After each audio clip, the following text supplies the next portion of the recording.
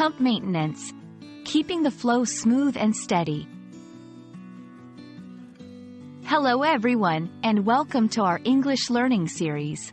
Today, we're going to explore the meaning and context of the phrase, pump maintenance. This term is commonly used in both everyday and professional settings, especially in industries related to engineering and plumbing. Understanding this phrase will not only expand your vocabulary but also give you insight into a practical aspect of English language. Let's dive in. Pump maintenance refers to the regular checks and repairs of pumps to ensure they function effectively and efficiently. A pump is a device used for moving liquids or gases from one place to another using mechanical action. Maintenance involves various activities like cleaning, inspecting, and repairing any parts of the pump that might be worn out or damaged. This section will detail these activities and explain why they are crucial for the smooth operation of pumps. In this section, we will discuss why maintaining pumps is so vital.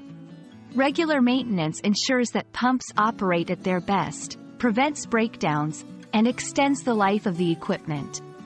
We will explore real-life scenarios where pump maintenance plays a critical role, such as in water treatment facilities, oil industries, and residential heating systems.